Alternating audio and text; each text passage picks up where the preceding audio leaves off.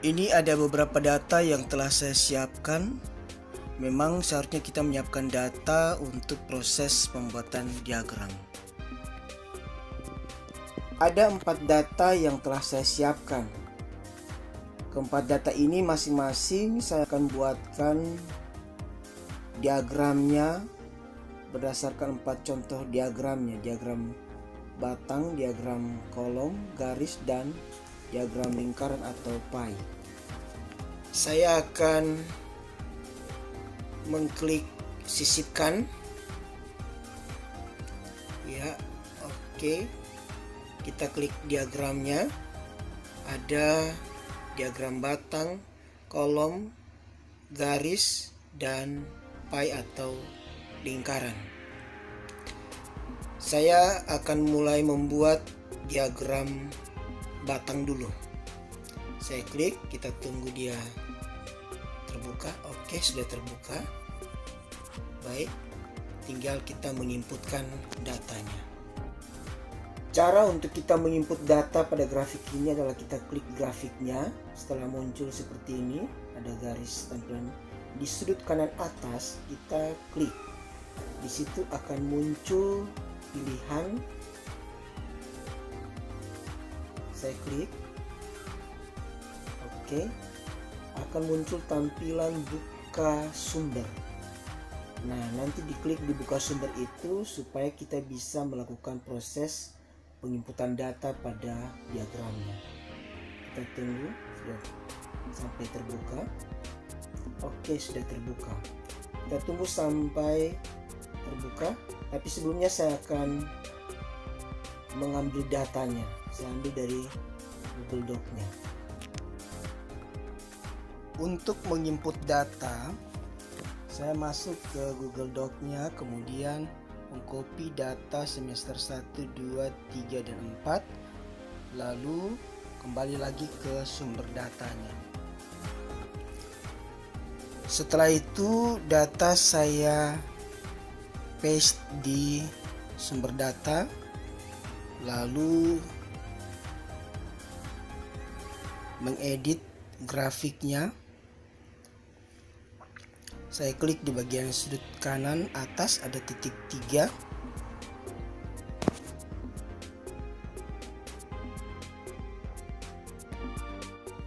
Setelah itu, langkah pertama yang ingin saya lakukan adalah saya ingin membuat rentang datanya dari A1 sampai dengan E6.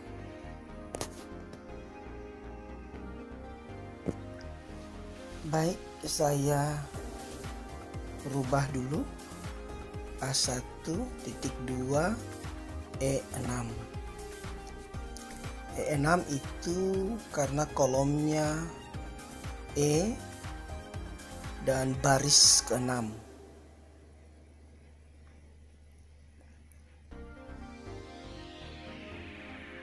A1 karena dia ada di kolom A baris 1. Itu fungsinya untuk menginput header dari data. Semester 1, 2, 3, dan 4, dan juga nama siswa untuk A1. Sementara nanti data-datanya itu terinput karena kita memberikan batasannya. Klik OK. Secara otomatis datanya sudah masuk. Dengan warna yang berbeda, semester 1, 2, 3, 4 sudah terinput.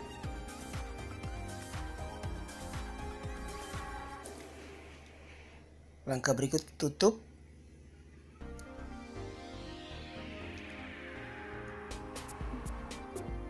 Lalu saya kembali ke Google Doc-nya. Kita klik gambar diagramnya. Nanti akan muncul pilihan perbarui. Kalau klik perbarui, dengan otomatis data-data yang tadi sudah terinput pada sumber datanya itu, dia akan muncul dalam tampilan grafiknya. Sudah jadi. Oke, kita lanjut untuk pembuatan diagram kolomnya. dengan data yang tadi sudah saya tampilkan. Kita buat langkahnya seperti tadi, klik sisipkan, masuk, kemudian klik diagram, lalu muncul tampilannya, lalu klik diagram kolom, kemudian grafiknya sudah muncul, tinggal klik data sumbernya lagi. Seperti tadi tahapannya sama. Nah, datanya sudah masuk. Proses datanya diinput. Tahapannya seperti yang pertama. Ini datanya saya sudah input, dia jadi tinggal memperbaikinya saja. Lalu klik di sudut kanan atas, edit diagram. Kemudian masukkan lagi langkah yang pertama, yaitu rentang datanya, supaya data-datanya itu secara otomatis masuk dalam diagramnya. Lalu klik OK. Secara otomatis seluruh datanya sudah masuk.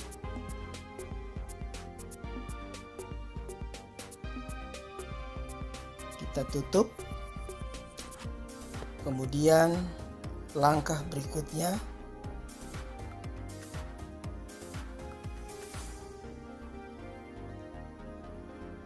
seluruh datanya sudah tampilan bagus dengan warna yang berbeda. Kita kembali lagi ke Google Doc-nya. Kita klik grafiknya. Lalu klik perbarui. Baik. Langkah ketiga, kita akan membuat diagram garis. Sama seperti tadi. Kita klik sisipkan,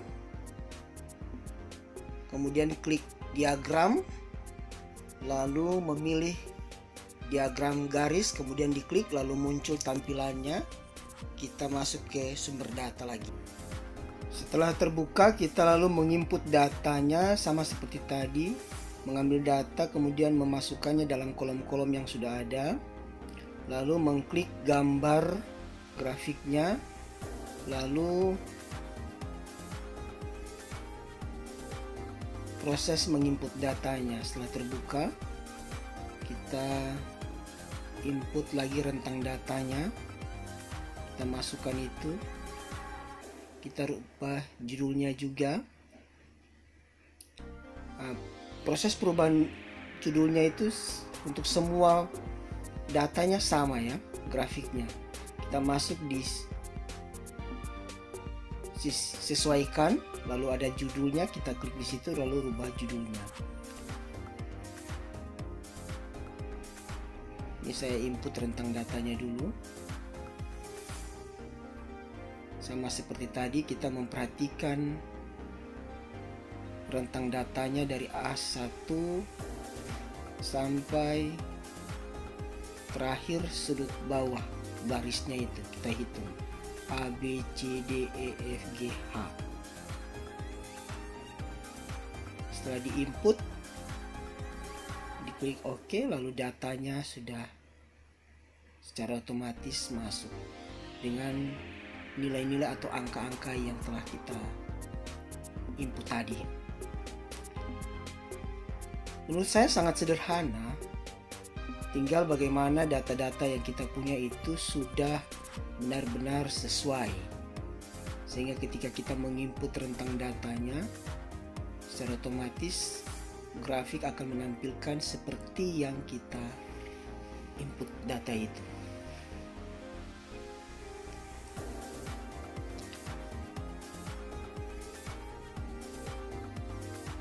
Menarik sekali karena sangat membantu kita dalam pengolahan data dan mempermudah pembaca untuk bisa melihat atau menafsirkan data yang kita punya.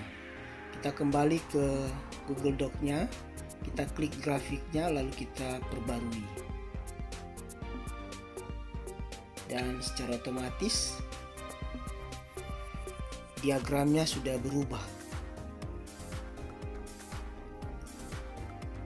Jadi sudah ada 3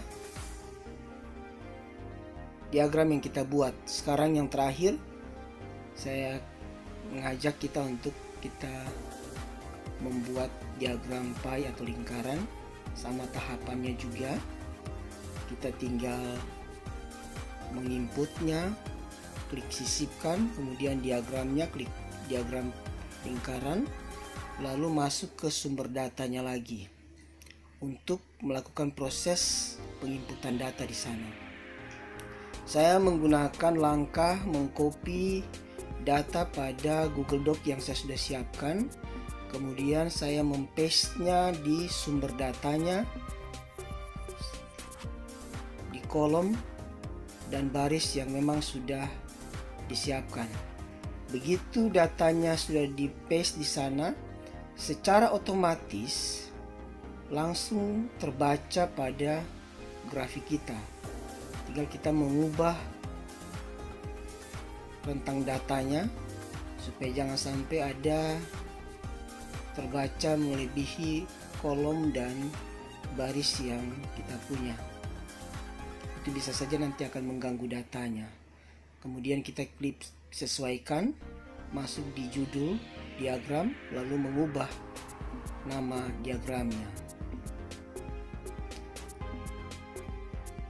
Kemudian tutup, lalu kembali ke Google Doc dan mengklik diagramnya, lalu perbarui. Oke, dengan demikian 4 jenis diagram sudah kita kerjakan, dan tahapan-tahapannya menurut saya sangat sederhana, mudah, dan bisa dilakukan oleh siapa saja. Saya berharap ini dapat bermanfaat bagi siapa saja yang ingin menggunakan Google Doc untuk menulis data-data yang akan dipresentasikan atau dijadikan sebagai media pembelajaran atau soal-soal kepada peserta didik. Demikian tutorial cara membuat diagram yang telah saya tampilkan. Semoga bermanfaat. Terima kasih. Salam sejahtera untuk kita semua.